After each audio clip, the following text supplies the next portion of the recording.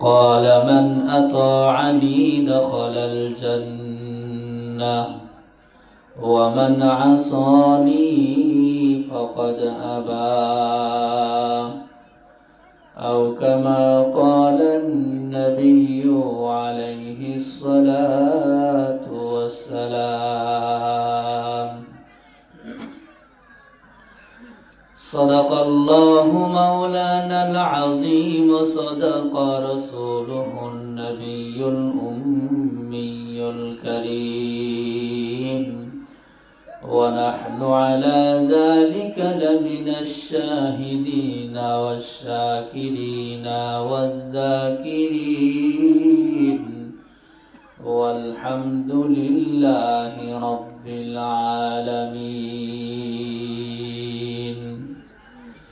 اللهم صل على روح محمد في الأرواح وعلى جسد محمد في الأجساد وعلى قلب محمد في القلوب وعلى قبر محمد في القبور. ربي زدني علما رب اشرح لي صدري ويسر لي أمري واحلل عقدة من لساني يفقه قولي. سبحانك لا علم لنا إلا ما علمتنا إنك أنت العليم الحكيم. تکبیر میں کلمہ میں نمازوں میں ادب، تکبیر میں کلمہ میں نمازوں میں ادب ہے نام الہی چ ملا نام محمد ہے نام الہی چ ملا نام محمد. فرماتے ہیں آدم کو مجھے خلد توری میں، فرماتے ہیں آدم کو مجھے خلد توری میں، لکھا ہوا تو باب ملا نام محمد، لکھا ہوا تو باب ملا نام محمد. ہے میم میں محبوب یہ مطلق کو اشارہ، ہے میم میں محبوب یہ مطلق کو اشارہ، پھر کیوں نہ ہو محبوب خدا نام محمد، پھر کیوں نہ ہو محبوب خدا نام محمد. ذکر حق آمد غذائی روح را، مرحبا مدعی دل مجروح را. لا الہ الا اللہ، لا الہ الا اللہ، لا الہ الا اللہ. جڑے لا إله إلا الله، لا إله إلا الله، لا إله إلا الله، لا إله إلا الله، لا إله إلا الله. اسمن جو من غير الله نودينا لا غير الله، اسمن جو من غير الله نودينا لا غير الله. দুনিয়ার সব কিছু গায়রুল্লাহ, কেবল শুধু তুমি আল্লাহ. লা ইলাহা ইল্লাল্লাহ, লা ইলাহা ইল্লাল্লাহ. ইল্লাল্লাহ লা ইলাহা ইল্লাল্লাহ লা ইলাহা ইল্লাল্লাহ লা ইলাহা ইল্লাল্লাহ মুহাম্মাদুর রাসূলুল্লাহ সাল্লাল্লাহু আলাইহি ওয়াসাল্লাম। প্রবাসী ও যুবক সমাজের উদ্যোগে বিরাট ইসলামী জালসা ও দোয়ার মাহফিলের আজকের সম্মানিত সভাপতি সাহেব, দিগার উলামায়ে কেরাম, আমার সামনে ভূমিষ্ঠ দিনদার মুত্তাকি পরহেজগার যুবক ভাইরা, কৌশিকা মাসুম বাচ্চারা, বুড়া বাবারা, পর্দার আড়ালের মা ও বোনেরা, আমরা সর্বপ্রথম আল্লাহ পাকের কাছে শুকরিয়া আদায় করছি যে আল্লাহ পাক আমাদেরকে অনেক মানুষের মধ্যে থেকে যাচাই বাছাই করে কাউকে মাগরিব থেকে কাউকে ঈশা থেকে এখনো পর্যন্ত দুনিয়াবি সমস্ত কাজকর্ম থেকে ফারেক করে আড্ডাবাজির মধ্যে না নিয়ে, গল্প গুজবের মধ্যে না রেখে, টিভি সিডি ভিসিআর মোবাইল এর মধ্যে গুনার কাজের মধ্যে না রেখে যে আল্লাহ পাক আমাকে আপনাকে জান্নাতের বাগানে এসে বসে দিনের কিছু কথা বলা এবং শোনার মতো তৌফিক দান করেছেন, এই জন্য আমরা সকলেই বলি আলহামদুলিল্লাহ। আপনারা জান্নাতের বাগানে এসে খুশি না বেজার? সকলেই খুশি। আপনাদের দেখে তো মনে হচ্ছে না যে আপনারা খুশি, কারণ একে তো গলার সাউন্ড নাই, সবাই তো তাকায় আছেন ওইদিকে, ওইদিকে কি হচ্ছে আল্লাহ পাকই ভালো জানে। এমনি হয় না, মজলিসের একটা আদব আছে, মাহফিলের একটা আদব আছে, এটা যে মজলিস না, এটা কোরআন এবং হাদিসের ভাষায় বলা হয়েছে জান্নাতের বাগান। এর চতুর্দিকে রহমতের ফেরেশতারা বেষ্টনী করে আছেন, একজনের কাঁধে আরেকজন, আরেকজনের কাঁধে আরেকজন, এইভাবে আরশে আজিম পর্যন্ত উঠে আসেন। ফেরেশতারা এমনি এমনি দাঁড়ায় নাই, এখানে যারা আসছে বসে আছে ধৈর্য সহকারে বসে দিনের কথা আমলের নিয়তে শ্রবণ করছে, তাদের হেদায়েতের জন্য, তাদের মাগফিরাতের জন্য ফেরেশতারা দোয়া করতে থাকেন। বলেন সুবহানাল্লাহ। এই জন্য এই জায়গায় এসে আমরা কেউ ঠকি নাই। ঠকছি কি? আমরা কেউ ঠকছি? হ্যাঁ, এই জন্য এই জায়গায় বসে থাকবো আখিরি মোনাজাত পর্যন্ত। কি পারবো তো ইনশাআল্লাহ? কত বড় সৌভাগ্য আপনাদের, আজকের মাহফিলে কোনো কালেকশনও নাই। কালেকশন আছে নাকি? হ্যাঁ, তাহলে এই তো অসুবিধা নাই, তো ভয় পাওয়ার কোনো কারণ নাই যে হুজুর খান্ডেক পরে পকেটে হাত দিবেন নে, নাম ধরে করবেন নে 5,000 টাকা দাও, 10,000 টাকা দাও, এরকম টেনশন তো নাই। কি আপনার টেনশন আছে? টেনশন নাই। এই জন্য আশেপাশে যে সমস্ত ভাইরা আছেন, যারা মা বোনেরা এদিকে সেদিকে ঘোরাফেরা করছেন, আপনাদেরকে আমি অনুরোধ করে বলবো সবাই প্যান্ডেলের মধ্যে, মা বোনেরা, মা বোনদের প্যান্ডেলের মধ্যে, যুবক ভাইরা, বুড়া বাবারা যারা বাইরে এখনও ঘোরাফেরা করছেন, অনুরোধ করছি সবাই আপনারা মাহফিলের মধ্যে এসে বসেন। আজকের মাহফিল বেশি সময় থাকবে না, হয়তো 11:30, 11টার থেকে 11:30 হয়তো থাকবে, তারপরে দোয়া হয়ে যাবে। এই জন্য আমরা সকলেই ধৈর্য সহকারে বসবো। পারবো তো ইনশাআল্লাহ? আমি যে কোরআনের আয়াত তেলাওয়াত করেছি, সেই আয়াতের মধ্যে আল্লাহ পাক বলেন, ইয়া আইয়ুহাল্লাযীনা আমানু ইসবিরু ওয়া সাবিরু ওয়া রাবিতু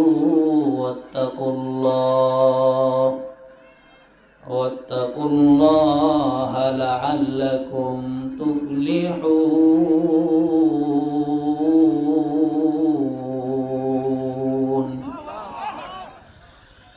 আল্লাহ পাক কোরআনে কারীমের এই আয়াতের মধ্যে ঈমানদারদেরকে ডাক দিয়ে 4টা গুণের কথা বলেন। আমার আল্লাহ পাক কোরআনে কারীমের মধ্যে ঈমানদারদেরকে ডাক দিয়ে 4টা গুণের কথা বলে দেন। যদি কোনো ঈমানদার তার নিজের মধ্যে যদি 4টা গুণ ফিট করতে পারে, এই আয়াতের মধ্যে আমার আল্লাহ পাক আয়াতের শেষের মধ্যে তার সুফল জানিয়ে দিলেন, লাআল্লাকুম তুফলিহুন। আমার আল্লাহ পাক জানিয়ে দিলেন, একজন ঈমানদার যখন তার নিজের মধ্যে 4টা গুণ ফিট করবে, নিশ্চয়ই সেই ঈমানদার একজন সফল ঈমানদার হবে। ঈমানদার আল্লাহর গোলাম। আমার আল্লাহ পাক আয়াতের মধ্যে 4টা গুণ বলেন, ইয়া আইয়ুহাল্লাযীনা আমানু ইসবিরু, আমানু সবিরু ওয়াসাবিরু ওয়ারাবিতু ওয়াত্তাকুল্লাহ। চারটা গুণের মধ্যে প্রথম নাম্বার গুণের নাম হলো আমানু সবিরু, ইসবিরু, তোমরা ধৈর্য ধারণ করো। চারটা গুণের মধ্যে প্রথম নাম্বার গুণ হলো আমার আল্লাহ পাক বলেন তোমরা সবির হও, ধৈর্যশীল হয়ে যাও। ঈমানদার আল্লাহর গোলাম, আমার আল্লাহ পাক কোরআনে কারীমের মধ্যে ধৈর্যশীল হওয়ার জন্য বললেন। ধৈর্যশীল হওয়া কত বড় একটা গুণ। আমার আল্লাহ পাক কোরআনে কারীমের অন্য আয়াতের মধ্যে ডাক দিয়ে বলেন, ইয়া আইয়ুহাল্লাযীনা আমানুস্তাঈনু বিস-সাবরি ওয়াস-সালাহ ইন্নাল্লাহা মা'আস-সাবিরিন। আমার আল্লাহ পাক কোরআনে কারীমের এই আয়াতের মধ্যে ডাক দিয়ে বলেন, হে ঈমানদারগণ, আমানুস্তাঈনু বিস-সাবরি ওয়াস-সালাহ, হে ঈমানদারগণ তোমরা আমার কাছে চাও, আমার কাছে সাহায্য চাও, আমার কাছে চাও। বিস-সাবরি ওয়াস-সালাহ, ধৈর্য আর নামাজের মাধ্যম দিয়ে আমার কাছে চাও। তার মানে যদি আমরা আল্লাহর কাছে চাই, আমরা চেয়ে বসে থাকলে হবে না, ধৈর্য ধারণ করা লাগবে। দ্বিতীয় নাম্বার, নামাজ পড়ে নামাজের মাধ্যম দিয়ে আল্লাহর কাছে চাওয়া লাগবে। এই জন্য পয়গম্বর বলেন, নামাজ আদায় করার পর যদি বান্দা বান্দি আমার আল্লাহর কাছে দোয়া করে, আমার আল্লাহ পাক ওই দোয়া কবুল করে নেন। এই জন্যই তো পয়গম্বর আলাইহিস সালাতু ওয়াস সালাম যখন দেখতেন আকাশে মেঘাচ্ছন্ন, আকাশের মধ্যে মেঘ ভরে গেছে, এখন ঝড় হওয়ার সম্ভাবনা, বৃষ্টি হওয়ার সম্ভাবনা, ওই সময় পয়গম্বর সঙ্গে সঙ্গে ওযু করে মসজিদের মধ্যে চলে যাইতেন। মসজিদে নববীর মধ্যে গিয়ে আমার পয়গম্বর 2 রাকাত নামাজ আদায় করিয়া আমার আল্লাহ পাক মালিকের কাছে দোয়া করতেন। তার মানে আমি বুঝাইতে চাই, আল্লাহ পাক কোরআনে কারীমের এই আয়াতের মধ্যে ডাক দিয়ে বলেন, আমানুস্তাঈনু বিস-সাবরি ওয়াস-সালাহ, হে ঈমানদারগণ তোমরা আমার কাছে চাও ধৈর্য আর নামাজের মাধ্যম দিয়া। ইন্নাল্লাহা মা'আস-সাবিরিন। আমার আল্লাহ পাক বলেন, নিশ্চয় আমি আল্লাহ ধৈর্যশীলদের সাথেই থাকি। ঠিক আমি যে আয়াত পড়েছি সেই আয়াতের মধ্যে 4টা গুণের প্রথম নম্বর গুণ হলো ধৈর্যশীল হও। হে ঈমানদার, আজকে দেখো দুনিয়ার মধ্যে যত ফিতনা ফাসাদ হয়, মারামারি হয়, যত রকমের অশান্তি হয়, এর মূলে থাকে 2টা কারণ। প্রথম নাম্বার কারণ হলো কারোর মধ্যে ধৈর্য নাই। দ্বিতীয় নাম্বার কারণ হলো জৈবিক চাহিদা, যৌবনের চাহিদা পূরণ করণার্থে গিয়া মারামারি করে। প্রথম নাম্বার কারণ হলো কারোর মধ্যে কোনো ধৈর্য নাই। হে ঈমানদার, আপনি যদি আজকে বাড়ির থেকে বাহির হন, আপনি একটা হোন্ডা নিয়ে কিংবা সাইকেল নিয়ে বাড়ির থেকে বাহির হইলেন, যাবেন টেবুনিয়া বাজার। রাস্তার মধ্যে দেখেন 2 গাড়িওয়ালা ড্রাইভার মারামারি করে। আপনি যদি সেই জায়গায় নামার পর যদি কিছুক্ষণ আপনি পর্যবেক্ষণ করেন, সেই জায়গায় গিয়ে দাঁড়ান, তাহলে আপনি দেখতে পাইবেন সামান্য 2টা কথা নিয়ে মারামারি লাগছে। হয়তো 2 ড্রাইভার একজন আরেকজনকে কিছু বলছে, আর একজনের রাগ হয়েছে, মারামারি শুরু করে।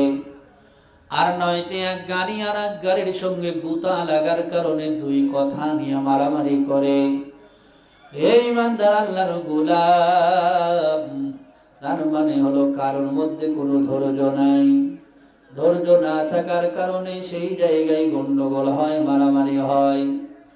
আজকে দেখো বাড়ির মধ্যে কোনো ধৈর্য নাই, স্বামী স্ত্রীর মধ্যে মিল নাই, ভাই ভাইয়ের মধ্যে মিল নাই, বোনে বোনের মধ্যে মিল নাই, বাড়ির মধ্যে যে সদস্যগুলো আছে তাদের কারোর মধ্যে কোনো মিল নাই।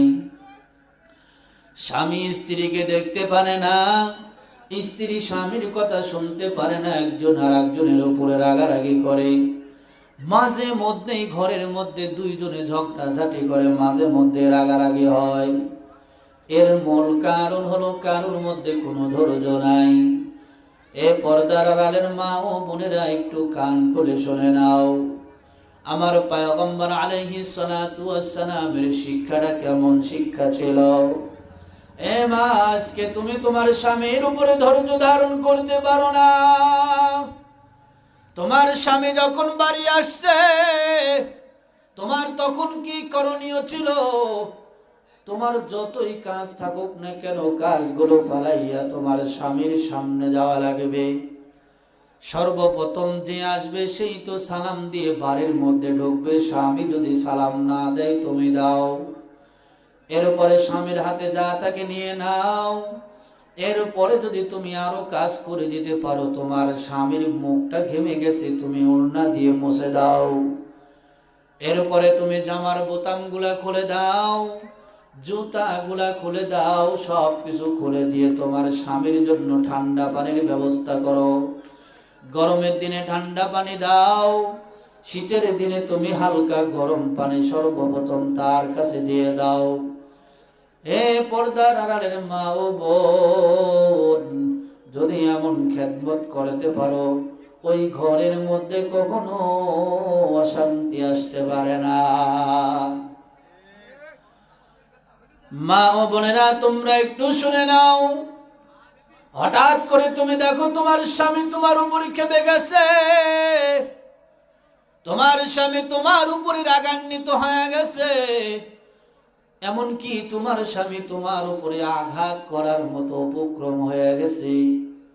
ও মা, এই জায়গায় তুমি ধৈর্য ধারণ করে নাও। তোমার স্বামী তোমাকে রাগারাগি করবে, গালাগালি করবে, যাই কিছু করুক না কেন, তুমি চুপ হয়ে থাকো। তুমি যখন নীরবতা পালন করবা, তোমার স্বামী কতটুকু সময় গালাগালি করবে, কতটুকু সময় রাগারাগি করবে, এক সময় দেখবে তার মাথার দিকে শয়তান চলে যাওয়ার পর ঠান্ডা হয়ে গেছে। এই ইমানদার আল্লাহর গোলাম, দোষ শুধু সেই জায়গায় তা নয়, আমাদেরও কিন্তু দোষ কম নয়। এক হাতে কোনোদিন তালি বাজে না, দুই হাত যখন এক জায়গায় হয় তখনও কিন্তু তালির আওয়াজ আসে।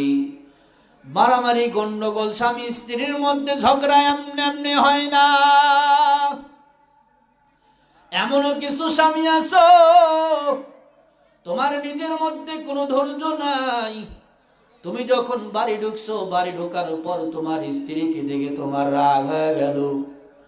তোমার স্ত্রী তোমাকে কথা শোনায়, তোমার স্ত্রী তোমার বাবা মা সম্পর্কে কথা শোনায় দিল, তোমার স্ত্রী তোমার মা সম্পর্কে কথা শোনায় দিল, তোমার স্ত্রী তোমার ভাই বোন আত্মীয় স্বজনদের সম্পর্কে তোমার কানের মধ্যে দিয়ে দিল। এমনকি তোমার স্ত্রী তোমার উপরে রাগ হয়ে গেল। ও স্বামী যারা আছো, তোমরা যদি একটু ধৈর্য ধারণ করতে পারো,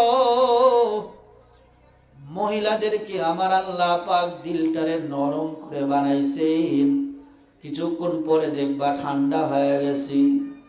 এই মাদার আল্লাহর গোলাম, আজকে যদি স্ত্রী তোমার উপরে সদয় না হতো, তাহলে দুইজনের মাঝখান দিয়ে কোনোদিন সন্তান হওয়ার সম্ভাবনা ছিল না। কেমন পুরুষ তুমি একটু চিন্তা করিয়া নাও। দিনের বেলা তুমি তোমার স্ত্রীর উপরে আঘাত করো, তোমার স্ত্রীকে তুমি মারধর করো, তোমার স্ত্রীর উপরে তুমি গালাগালি করো, স্ত্রীকে তুই তুকারি করে মানুষের সামনে তুই তুকারির নাম ধরে তুই তুকারি বলে ডাক দাও। তোমার স্ত্রীর কি কোনো মান সম্মান নাই? তোমার মায়ের সামনে, তোমার ভাই বোনের সামনে, তোমার ভাবির সামনে, আত্মীয় স্বজনদের সামনে স্ত্রীকে তুমি তুই তুকারি বলে কথা বলো, নাম ধরে জোরে ধরে অকাত্য ভাষায় তুমি গালি গালাজ করো, তোমার কি লজ্জা শরম নাই?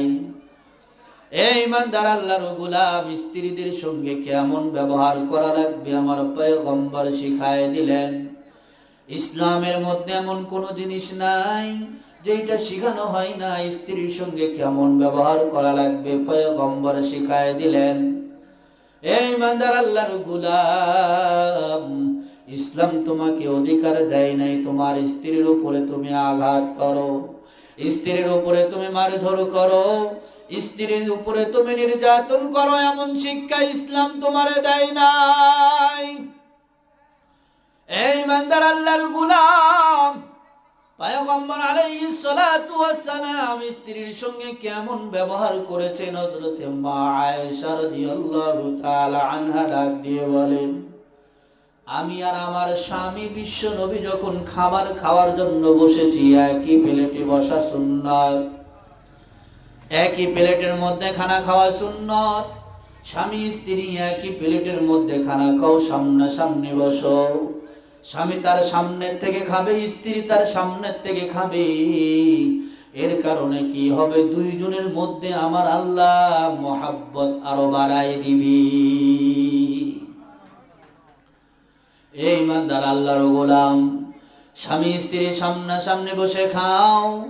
মা আয়েশা রাদিয়াল্লাহু তাআলা আনহা ডাক দিয়ে বলেন, আমি খানা খাইতে খাইতে যখন আমি পানি খাওয়ার জন্য গিলাসটা নিলাম, আমি যখন গিলাসটা নিয়ে গিলাসের পানি পান করলাম, আমার ঠোঁট গিলাসের যেই জায়গায় লাগছে, আমি পানি খাওয়ার পর যখন গিলাসটারে আমি রেখে দিয়েছি, আমার পয়গম্বর গিলাসটা হাতে নিয়ে যেই জায়গায় আমার ঠোঁট লাগছে, আমার পয়গম্বর গিলাসটা এইভাবে ঘোরাইয়া ঘোরাইয়া ঘোরাইয়া ঘোরাইয়া যেই জায়গায় আমার ঠোঁট লাগছে, পয়গম্বর সেই জায়গায় ঠোঁট দিয়া পানি পান করেছেন। এই ইমানদার আল্লাহর গোলাম, আমার পয়গম্বর কত সুন্দর করে স্ত্রীদের সঙ্গে ব্যবহার করেছে। স্ত্রী যে জায়গায় ঠোঁট লাগায় পানি পান করলো, তুমিও যদি সেই জায়গায় ঠোঁট লাগাইয়া পানি পান করো, আমার আল্লাহ পাক স্ত্রী স্বামী স্ত্রীর মধ্যে মিল মহাব্বত আরো বাড়ায় দিবি।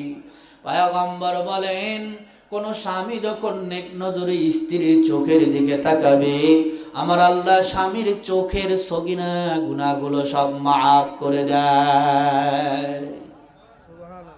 এই ইমানদার আল্লাহর গোলাম, পয়গম্বর আলাইহিস সালাতু ওয়াস সালাম সম্পর্কে মা আয়েশা রাদিয়াল্লাহু তাআলা আনহা বলেন, আমার পয়গম্বর সারাটা দিন দ্বীনের দাওয়াত দেওয়ার জন্য বাইরে ঘোরাফেরা করেছেন।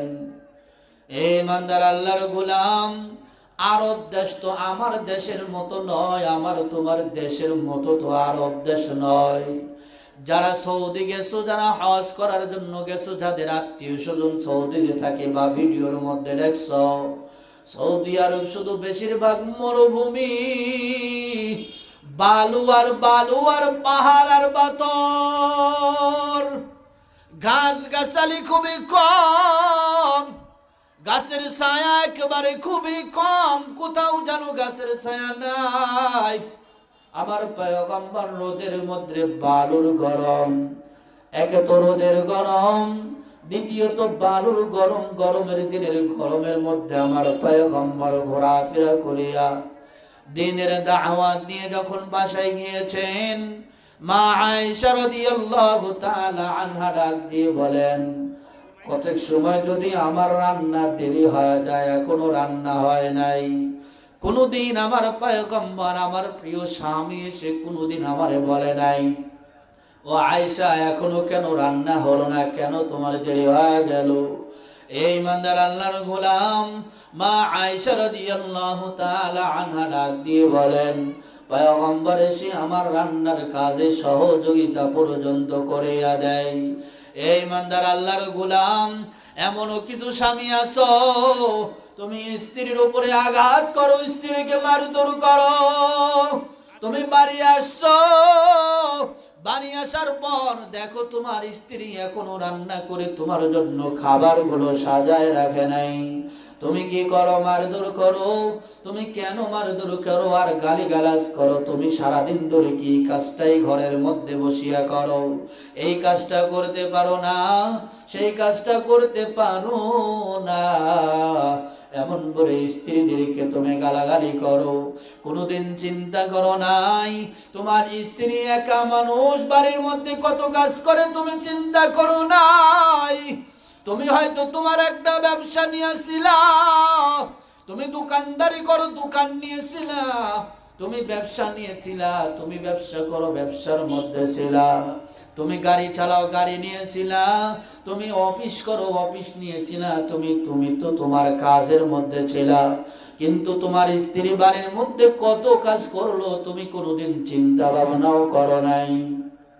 তোমাকে বিদায় আদি করে দেওয়ার পর তোমার স্ত্রী এইবার দেখো তোমার বাড়িতে একজন ধোপার প্রয়োজন, যেই ধোপা তোমার কাপড় চোপড় সহ তোমার সন্তানাদের কাপড় চোপড়, তোমার বাড়ির চাদর খেতা বালিশ যা আছে সব কিছু খেসে দেওয়ার জন্য একজন ধোপার প্রয়োজন ছিল। তোমার স্ত্রী সেই ধোপার কাজটাও কিন্তু করে দিল। এই ইমানদার আল্লাহর গোলাম, এইবার আসো, তোমার বাড়িতে একজন ঝাড়ুদারের প্রয়োজন ছিল, যেই ঝাড়ুদার তোমার রুম সহ তোমার পুরা বাড়ির উঠান সহ আশেপাশে সব কিছু ঝাড়ু দিয়ে সুন্দর করে পরিপাটি করে রাখবে, এমন একজন ঝাড়ুদারের প্রয়োজন ছিল। তোমার স্ত্রী এক হাতে ঝাড়ু দিয়া ঝাড়ুদারের কাজটাও কিন্তু সে সেরে দিল। এই ইমানদার আল্লাহর গোলাম, তোমার বাড়িতে একজন মেতরের প্রয়োজন ছিল, যেই মেতর তোমার বাথরুম সহ তোমার কল সহ সব কিছু সুন্দর করে পরিষ্কার করে রাখবে। তোমার স্ত্রী কিন্তু বাথরুম পরিষ্কার করে একজন মেতরের কাজটাও কিন্তু সে করে দিল। এই ইমানদার আল্লাহর গোলাম, এমন ভাবে তোমার বাড়িতে যা কিছু কাজ করার সব কিন্তু এক হাতে সে সামলায়। তুমি বাড়ি এসে একটু আবল তাবল দেখার কারণে তুমি রাগ করতে পারো না রে গোলাম। তুমি একটু ধৈর্য ধারণ করো, ধৈর্য ধারণ করার পর দেখো তোমার ফলটা কি হয়ে যায়। এই ইমানদার আল্লাহর গোলাম, এই কারণে আমি প্রথমত বলতেছিলাম সর্বপ্রথম কোন হলো ধৈর্য ধারণকারী হওয়া লাগবে। আজকে তুমি ব্যবসা করো, তোমার ব্যবসার মধ্যে যদি মার যায়, কোনো অর্থ করে যদি ক্ষতি হয়ে যায়, ব্যবসার মধ্যে তোমার ক্ষতি হয়ে গেল, তুমি ধৈর্য ধারণ করো। তুমি অসুস্থ হয়ে গেছো, ধৈর্য ধারণ করো, আমার আল্লাহ পাক তোমার এই জাযা দিয়ে দিবে। আমার পয়গম্বর আলাইহিস সালাতু ওয়াস সালাম ধৈর্য ধারণকারী ছিলেন, এমনকি হযরতে আদম আলাইহিস সালাম পর্যন্ত, আমার পয়গম্বর পর্যন্ত, যত পয়গম্বর নবী রাসূল আমার আল্লাহ পাঠিয়েছেন সবাই ধৈর্যশীল ছিলেন। আপনারা একজন পয়গম্বরের নাম শুনেছেন, যে পয়গম্বরের নাম হলো হযরতে আইয়ুব আলাইহিস সালাম। হযরতে আইয়ুব আলাইহিস সালামকে আমার আল্লাহ পাক এমন একটা পরীক্ষার মধ্যে বালায় দিল, আইয়ুব আলাইহিস সালাম ধৈর্য ধারণ করার কারণে আমার আল্লাহ পাক তার ফলটা দিয়ে দিল। তোমরা জানো একজন পয়গম্বরের নাম হযরতে ইউনূস আলাইহিস সালাম মাছের পেটে চলে গেল, ধৈর্য ধারণ করে আমার আল্লাহর কাছে দোয়া করলেন। সেই ইউনূস আলাইহিস সালাম মাছের পেটে মরে নাই, আমার আল্লাহ পাক তাকে জীবিত দুনিয়ায় আবার ফেরত পাঠায় দিল। এই ইমানদার আল্লাহর গোলাম, এই জন্য বলতেছিলাম হযরতে আইয়ুব আলাইহিস সালাম কেমন ধৈর্যশীল ছিলেন, আমি সামান্য একটু ধারণা আপনাদেরকে দিব। হযরতে আইয়ুব আলাইহিস সালামের গায়ে পচন ধরে যায়। আপনারা জানেন মানুষের গায়ে বা কোনো প্রাণীর গায়ে যদি পচন ধরে যায়, সেই জায়গায় সাদা সাদা বড় বড় পোকা এসে সেই গোশতগুলা খায়। আপনার বাড়ির পাশে যদি কোনো মুরগি বা কোনো কুকুর যদি পড়ে থাকে, 3 দিন 4 দিন পর সেই জায়গায় গিয়ে দেখবেন কোথাও গোশত নাই, শুধু হাড্ডিগুলো পড়ে আছে। সেই জায়গায় সাদা সাদা পোকাগুলো কিলবিল কিলবিল করে সেই গোশতগুলো খায় নেয়। এই ইমানদার আল্লাহর গোলাম, আইয়ুব আলাইহিস সালামের শরীরের মধ্যে এমন পোকা ধরে গেল, এমন পোকা ধরে গেল, আইয়ুব আলাইহিস সালাম পড়ে আছেন বিছানায়, শরীর থেকে দুর্গন্ধ বের হয়, এমন দুর্গন্ধ বের হয় তোমরা কি জানো না? যে জায়গায় মরা প্রাণী পড়ে থাকে তোমরা কিন্তু কিনারে দিয়ে যাইতে পারো না, কানাত ধরিয়া যাও, ওইখান থেকে কোন রকম পার হইতে পারলেই মনে হয় বেঁচে যায়। এই ইমানদার আল্লাহর গোলাম আইয়ুব আলাইহিস সালামের শরীরের মধ্যে এমন পোকা লেগে গেল, শরীর থেকে দুর্গন্ধ বের হয়। দুর্গন্ধের কারণে এলাকার মানুষজন সবাই আইয়ুব আলাইহিস সালামকে রেখে সবাই চলিয়া গেল। আইয়ুব আলাইহিস সালামকে ঘর থেকে বাহির করিয়া দেয়। আইয়ুব আলাইহিস সালামের ধন সম্পদ সব কিছু চলিয়া গেল। তার বাদশাহী ছিল, বাদশাহী চলিয়া গেল। স্ত্রীদের মধ্যে অনেক স্ত্রী চলিয়া গেল, একজন বাদ দিয়ে, নাম হলো রহিমা। বিবি রহিমা কি করবে, উপায় নাই। আইয়ুব আলাইহিস সালামকে নিয়ে ঘর থেকে বাহির হয়ে জঙ্গলার পাশে একটা ঝুপড়ি ঘর বানায়। সেই ঝুপড়ি ঘরের মধ্যে স্বামীকে নিয়ে বিবি রহিমা সেই জায়গায় পড়ে থাকে। এ পর্দার আড়ালে মা ও বোনেরা শুনিয়া নাও, আইয়ুব আলাইহিস সালামের স্ত্রী বিবি রহিমা কেমন করে তার স্বামীর খেদমতটা করে আনাই। এই ইমানদার আল্লাহর গোলাম, এইবার বাড়িতে খাওয়ার মতো কিছু নাই। আইয়ুব আলাইহিস সালামের স্ত্রী বিবি রহিমা পরের বাড়ি কাজ করিয়া 3 বেলা সামান্য একটু খাবার আনিয়া দুইজনে মিলে খায়।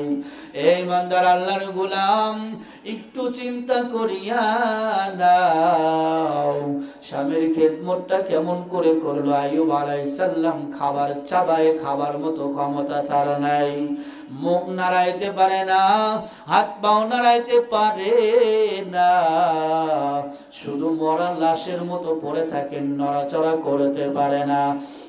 আজকে দেখো আমি তুমি যদি শুইয়া পড়ে বিছানায়, একবার ডান কাত একবার বাম কাত কত রকম করিয়া রাতটা বার করিয়া নেই। আইয়ুব আলাইহিস সালাম পড়ে আছেন, তার শরীরের মধ্যে কোথাও গোশত নাই। এ গোলাম একটু চিন্তা করিয়া নাও, তোমরা পাবনা শহরে হাসপাতালে ডাক্তারের কাছে রোগ দেখানোর জন্য গেলা, যাওয়ার পরে সেই জায়গায় দেখো ডাক্তারের পিছনে একটা কঙ্কাল ঝুলানো থাকে, শুধু হাড্ডি দেখা যায়, কোনো কিছু দেখা যায় না। আইয়ুব আলাইহিস সালাম তেমন হয়ে গেল, শুধু হাড্ডি আর কিছু নাই, মুখ খাবার চাবায় খাইতে পারে না। কিন্তু বিবি রহিমা কেমন করে স্বামীর খেদমতটা করিয়া নেয়। ওই খাবার এনে বিবি রহিমা সর্বপ্রথম তার নিজের মুখের মধ্যে দিয়ে দিল, সর্বপ্রথম নিজের মুখের মধ্যে দিয়ে দেয়। মুখের মধ্যে দেওয়ার পর সেই খাবারগুলো নিজে আগে চাবায় চাবায় লিকুইড নরম খাবার বানায়। খাবারগুলো চাবাইয়া নরম বানাইয়া আইয়ুব আলাইহিস সালাম শুয়ে থাকেন, তিনি মাথাটা উপরের দিকে সামান্য একটু হা করে নেন। আইয়ুব আলাইহিস সালামের স্ত্রী বিবি রহিমা নিজের মুখের মধ্যে চাবানো খাবার গুলা এবার জিহ্বাটারে চামচ বানাইয়া ওই জিহ্বাটারে আইয়ুব আলাইহিস সালামের মুখের মধ্যে দেয়। মুখের মধ্যে দেওয়ার পর আইয়ুব আলাইহিস সালাম সেই খাবারগুলো চুষে চুষে খান। এই ইমানদার আল্লাহর গোলাম, তোমাদেরকে মনে রাখতে হবে, আমার আল্লাহ পাক যাকে তাকে কিন্তু পয়গম্বর বানায় না। আমার আল্লাহ পাক সারা পৃথিবীর মধ্যে যাচাই বাছাই করে পয়গম্বরদেরকে নবুয়ত দান করেন। এই ইমানদার আল্লাহর গোলাম, আদম আলাইহিস সালাম থেকে নিয়ে আমার নবী পর্যন্ত সমস্ত পয়গম্বররাই মুস্তাজাবুদ দাওয়া, তাদের সমস্ত দোয়া আমার আল্লাহ কবুল করেছেন এবং বদদোয়া করলেও কবুল করিয়া নাই। তোমরা জানো হযরতে নূহ আলাইহিস সালাম আমার আল্লাহর কাছে বদদুয়া করার কারণে সারা দুনিয়া পানি দিয়ে ডুবে যায়। নৌকার মধ্যে 40 জন, কোন কিতাবে 81 জন থাকার কারণে 6 মাস পানির মধ্যে নৌকা ঘোরার পর সেই নৌকা থেকে যত মানুষ বের হয়েছে তার থেকে আজকে পৃথিবীর মধ্যে মানুষ দেখা যায়, তাছাড়া কোনো মানুষ ছিল না। এইটা একমাত্র নূহ আলাইহিস সালামের বদদুয়ার কারণে আমার আল্লাহ করে দিয়েছিল। সমস্ত পয়গম্বরদের দোয়া কবুল। তাহলে আইয়ুব আলাইহিস সালাম তিনিও কিন্তু পয়গম্বর। এই ইমানদার আল্লাহর গোলাম, সারা শরীর পচন ধরে গেছে, রোগ ধরে গেছে, পোকা খায়। এমন করে একদিন 2 দিন নয়, 1 সপ্তাহ 2 সপ্তাহ নয়, 1 মাস 2 মাস নয়, 1 বছর 2 বছর নয়, এমন করে 13টা বছর চলিয়া গেল। একটু চিন্তা করিয়া নাও, যেই মানুষের শরীরের মধ্যে কোথাও গোশত নাই, পোকায় খায়, এমনকি পুরো পোকা যদি শরীর থেকে মাটিতে পড়ে যায়, আইয়ুব আলাইহিস সালাম পোকাটারে ধরিয়া শরীরের মধ্যে দিয়া বলে, হে পোকা তুমি কোথায় যাও? তোমার রিজিক আল্লাহ এই জায়গায় রাখছি, তুমি এই জায়গায় খাবার খাও। এমন করে 13টা বছর চলিয়া গেল। 13 বছর যাওয়ার পর বিবি রহিমা একদিন খাবার তার মুখের মধ্যে চাবাইয়া লিকুইড বানাইয়া সেই খাবার যখন আইয়ুব আলাইহিস সালামের মুখের মধ্যে তার জিহ্বাটারে দিয়া যখন খাবার দিয়ে দেয়, ওই সময় বিবি রহিমার জিহ্বার উপরে একটা পোকা কামড় দেয়। একটা পোকা কামড় দেওয়ার কারণে বিবি রহিমা এমন জোরে একটা চিল্লানি দিয়ে কান্নাকাটি করে ডাক দিয়ে বলে, ও পয়গম্বর, আপনার শরীরের মধ্যে কোটি কোটি পোকা, যেই পোকা আপনার শরীরের গোশতগুলা চাবায় চাবায় খায়, এই কামড়ের যন্ত্রণা আপনি কেমনে সহ্য করেন? আমি একটা পোকা কামড় আমাকে দিয়েছে, আমি সহ্য করতে পারি না। ও পয়গম্বর, আপনাকে তো আল্লাহ পাক পয়গম্বর বানিয়েছেন, কেমন যন্ত্রণা আমি টের পাই। ও পয়গম্বর, আপনি আল্লাহর কাছে দোয়া করেন, আমার আল্লাহ পাক আপনাকে শিফা দান করিয়া দিবে।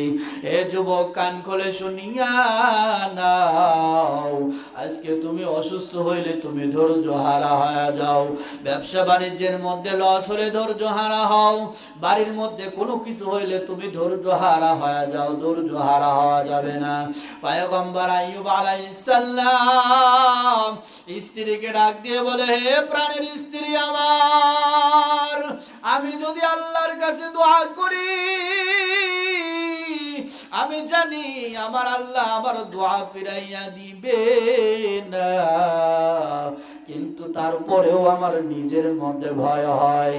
আমি যদি আল্লাহর কাছে দোয়া করি, মালিক তুমি আমারে সুস্থ করিয়া দাও, আমার আল্লাহ যদি ডাক দিয়ে বলে, আইয়ুব রে, 70 বছর তোমার সুন্দর হায়াত দিলাম, এই 70 বছরের মধ্যে তুমি রাজত্ব করলা, বাদশা ছিলা,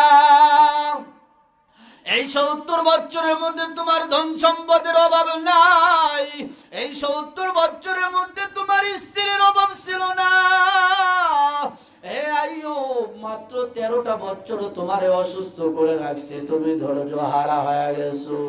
এই স্ত্রী শুনিয়া নাও, আমার আল্লাহ যদি ডাক দিয়ে বলে, আইয়ুব তুমি ধৈর্য হারা হয়ে গেছো, আমি কি উত্তর দেব?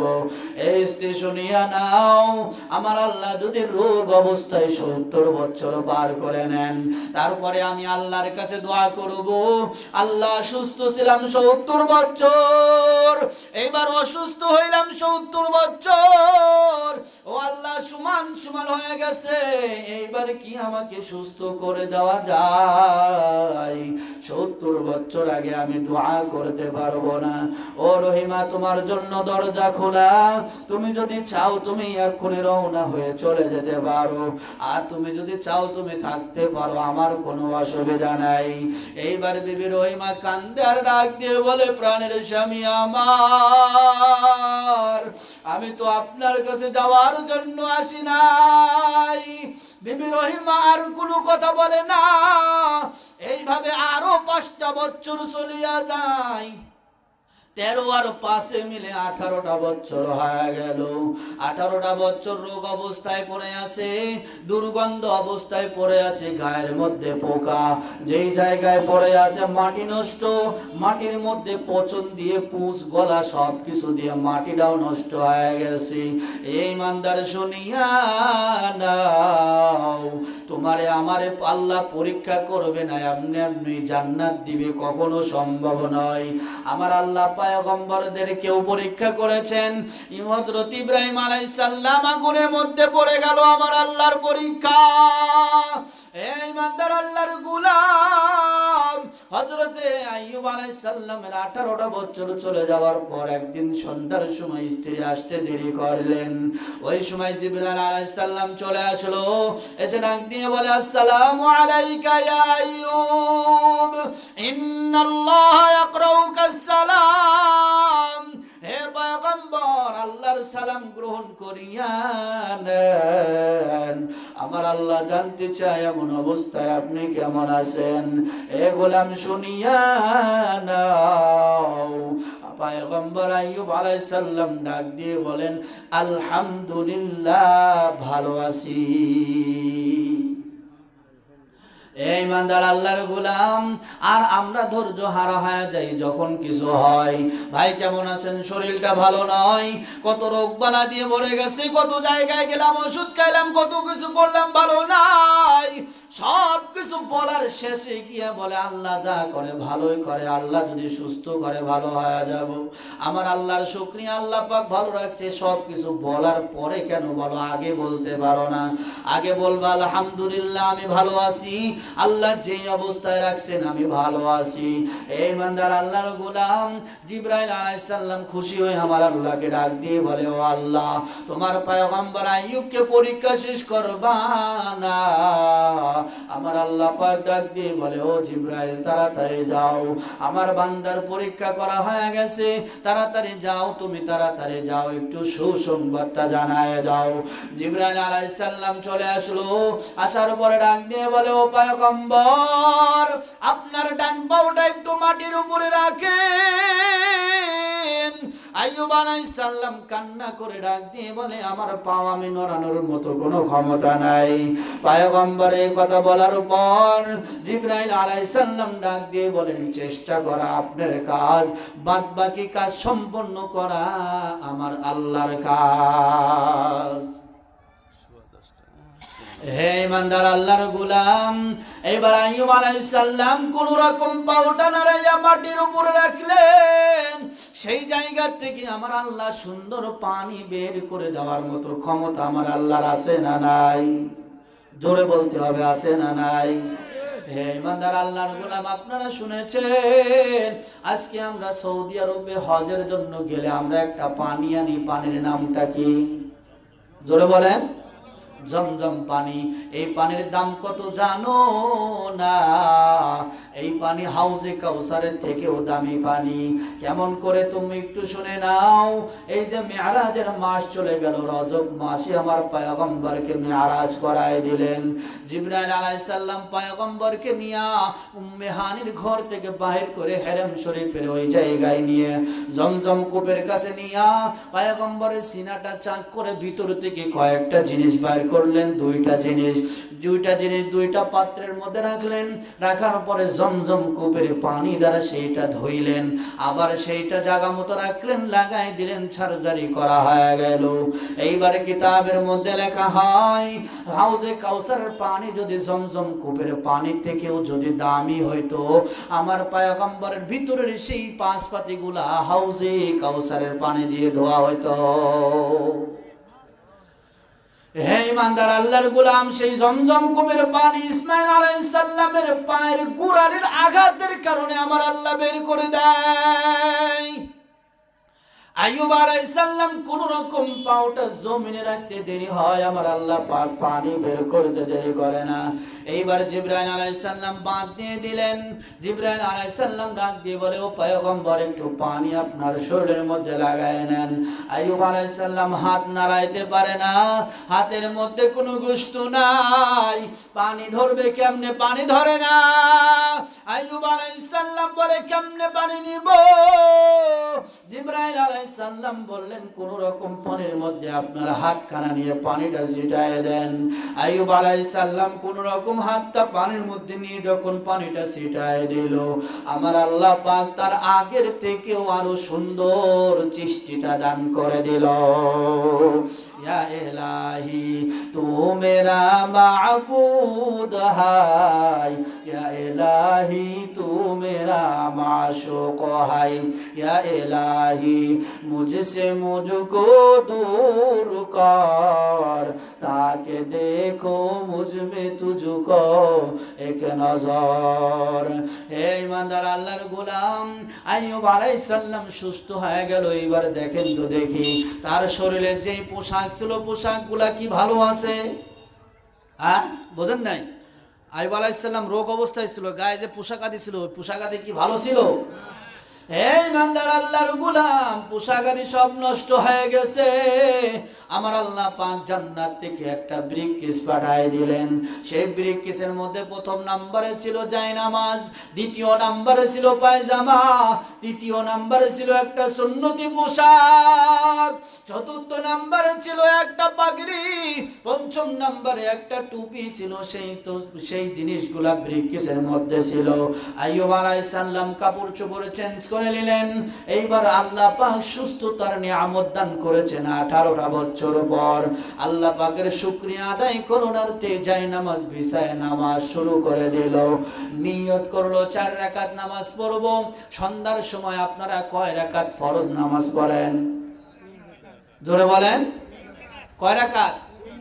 সন্ধ্যার সময় মাগরিবের নামাজ ফরজ হলো 3 রাকাত। আইয়ুব আলাইহিস সালাম স্ত্রী এখনো আসে নাই, সন্ধ্যার সময় 4 রাকাত নামাজের নিয়তটা করে নিলেন। 3 রাকাত হয়ে যাওয়ার পর আইয়ুব আলাইহিস সালাম সালামটা ফিরাই দিল। হযরতে জিবরাইল আলাইহিস সালাম ডাক দিয়ে বলে, পয়গম্বর, আপনি 4 রাকাত পড়ার নিয়ত করিয়া 3 রাকাত পড়ে সালাম দিয়ে দিলেন। আইয়ুব আলাইহিস সালাম ডাক দিয়ে বলে, তাহলে আবার পড়ব। এই নিয়ত করে আইয়ুব আলাইহিস সালাম আবার পড়ার জন্য দাঁড়ায় যাবে। ওই সময় আমার আল্লাহ পাক ডাক দিয়ে বলে, জিবরাইল, আমার পয়গম্বর 18টা বছর কষ্ট করেছে, শরীরের মধ্যে পোকা ছিল, পচন ধরে গেছে। আমার পয়গম্বরের এই 3 রাকাত আমি আল্লাহ কবুল করে নিলাম। শুধু কবুল করে নিছি তা নয়, আমি বলে দিলাম আখিরি জামানার উম্মতের মধ্যে, আখিরি জামানার নবীর যত উম্মত আসবে, সমস্ত উম্মতেরা মাগরিবের নামাজ ফরজ 3 রাকাত আদায় করে নিবে। এই ইমানদার আল্লাহর গোলাম, আমি এতক্ষণ পর্যন্ত আপনাদেরকে কি বুঝাইতে চাই? ধৈর্যশীল হওয়া লাগবে। ধৈর্যের একটা গুণ তুমি নিজের মধ্যে নিয়ে নাও, দেখবা তোমার এই সুফলটা তুমি পাওয়া যাইবা।